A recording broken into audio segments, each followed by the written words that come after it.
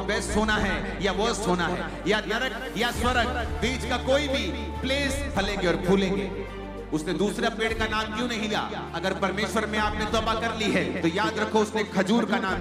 और फिर से आदम और हवा के पास जो जीवन था, अनंत जीवन और बहुतायत का जीवन, वो पाप रहित जीवन जो परमेश्वर ने उनके लिए बनाया था, और वो आनंद में जीवन बिना डिप्रेशन और बिना बीमारियों का, आप फिर से उसे हासिल कर सकते हैं। कैसे? जब आप प्रभु यीशु मसीह में अपने जीवन को फिर से खुदा को सौंप देते हैं और आप कहते हैं कि आप उसी तरीके के अनुसार चलेंगे जैसे आपको चलने के लिए बनाया गया था। परमेश्वर बीमारियों का रचन करता नहीं है, परमेश्वर दुखों को रचने वाला नहीं है। ये इंसान ने खुद पाप के द्वारा लिए हैं। आदम और हवा ने सिन के द्वारा इन सभी दुखों को और नॉनसेंस को अपनी जिंदगी में लिया है। आपकी जिंदगी से वो नॉनसेंस खत्म होती है जब आप प्रभु यीशु मसीह को अपना उद्धारकर्ता ग्रहण करते हैं। प्रभु यीशु मसीह ने भी यही कहा है।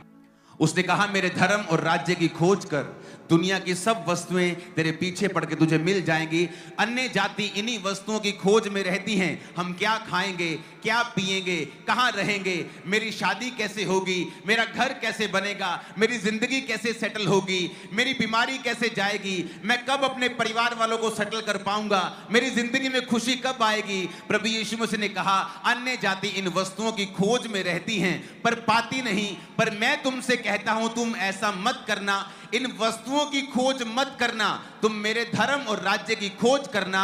ये वस्तुएं अपने आप तुम्हारे पीछे पड़ के तुम्हें मिलेंगी। और जब आप तौबा करते हैं, प्रभु यीशु मसीह की ओर मुड़ते हैं और पाप रहित जीवन जीते हैं, उसके बाद परमेश्वर वही जीवन जो आदम और हवा के लिए परफेक्टली बनाया गया था, आपकी लाइफ में वो एंटर होना शुरू होता है। गिदोन के लिए ड्रीम लाइफ थी कि वो उस अन्न को संभाल रहा था कि इस अन्न को कोई भी शैतान दुश्मन देख ना सके। काश मैं अच्छा खा सकूं, अच्छा पी सकूं। लेकिन जब परमेश्वर का दूत उसके पास आकर कहता है, हे शूरवीर सूरमा, यहोवा तेरे संग है, यानी परमेश्वर तुम्हें एक लीडर, एक अगुवा बनाना चाहता है और पूरे इजराइल को फलिश्तियों के हाथ से तेरे द्वारा छुड़ाना चाहता है, तो ये एक बड़ी लाइफ थी जो उसने सोची भी नहीं थी। आज मैं आपको परमेश्वर की आत्मा के द्वारा प्रोफेसी कर सकता हूं, ऐसी जिंदगी जो आपने सोची भी नहीं है, आज आप पाकर जाएंगे। अगर आपने इस वचन को सुना, अगर आप इन वचनों को जानते, सुनते और मानते हैं, तो आप परमेश्वर के द्वारा उस ड्रीम लाइफ को हासिल करेंगे जो परमेश्वर ने आपके लिए सोची हुई है। पहला काम, अपने पड़ोसी को बोलो, तौबा करना, सोच को चेंज करना, अलग तरह से सोचना, धर्म के चश्मे से प्रभु यीशु मसीह को नहीं देखना, क्योंकि वो धर्म परिवर्तन करने नहीं, वो जीवन परिवर्तन करने के लिए आए हैं। आमीन। अब जब आप आज फैसला कर चुके हैं कि ठीक है, मैं यीशु मसीह को अपना जीवन देता हूं, मैं यीशु मसीह के अनुसार, उसके वचनों के अनुसार चलूंगा और मैं तौबा करता हूं, उसके बाद क्या? उसके बाद के वचन आज आप सुनेंगे। अब आज आपकी लाइफ में आपको क्या करना है, अपनी लाइफ के अगले स्टेप्स में आपको क्या करना है, ताकि परमेश्वर आपको उस ड्रीम लाइफ की ओर अंश अंश करके ले चले। क्योंकि वचन कहता है आपका जीवन अंश अंश करके उसी के स्वरूप में बदलता है। यानी परमेश्वर थोड़ा थोड़ा करके फिर आपको उस लाइफ की ओर लेके जाते हैं जो परमेश्वर ने आपके लिए सोच के रखी है। जब उसने इजराइलियों को छुड़ाया मिस्र से, तो वचन कहता है परमेश्वर ने कहा, मैं सारे देशों को तेरे सामने से एकदम से दूर नहीं करूंगा।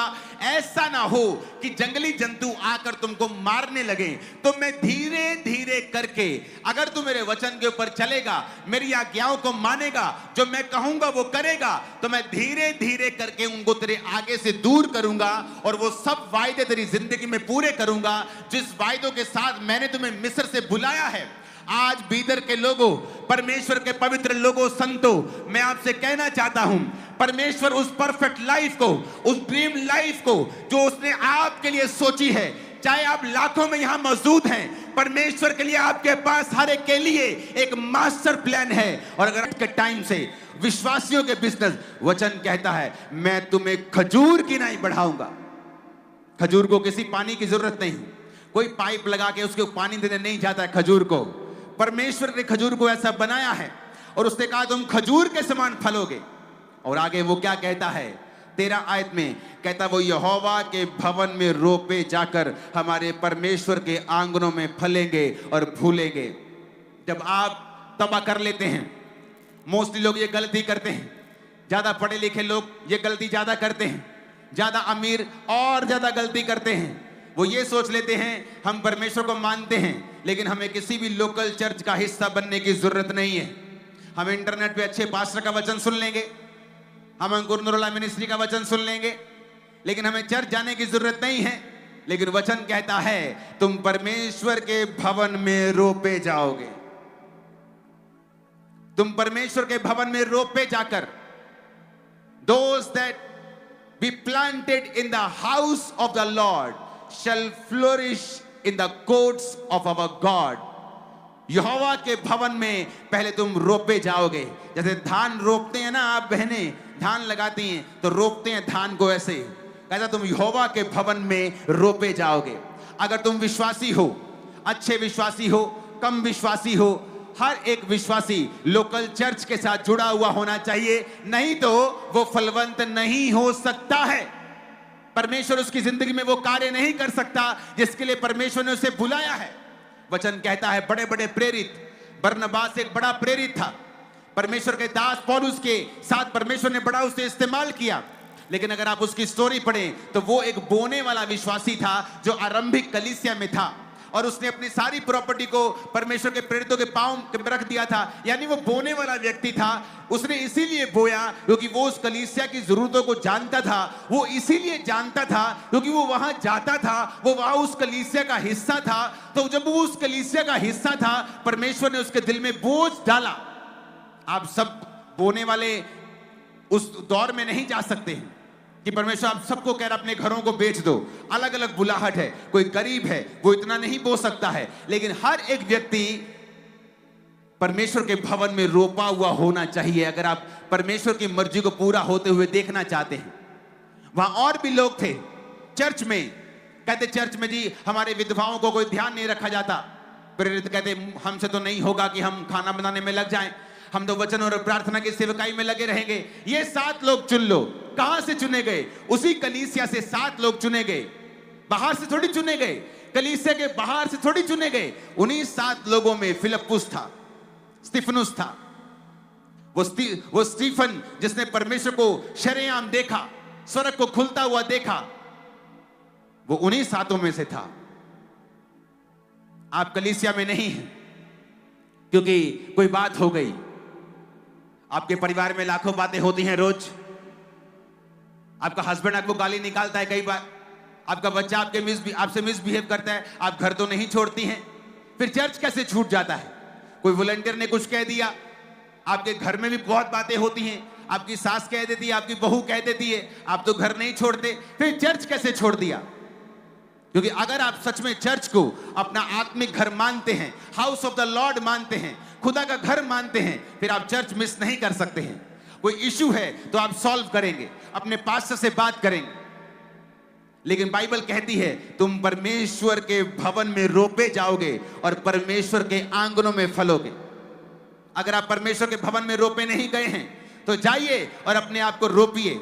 वचन कहता है आरंभिक कलीसिया रोज प्रेरितों के संग रोटी तोड़ने यानी संगति करने में, रोटी तोड़ने में लोलीन रही, और परमेश्वर बहुत से विश्वासियों को उनके संग मिला देता था। कोई भी अपनी संपत्ति अपनी नहीं कहता था, बल्कि सब लोग अपनी अपनी प्रॉपर्टी बेचकर एक दूसरे लोगों का इंतजाम करते थे। किसी का कर्जा उतरता था, किसी के घर की शादी होती थी, तो कलीसिया के पैसों से सारे काम सुसमाचार के होते थे।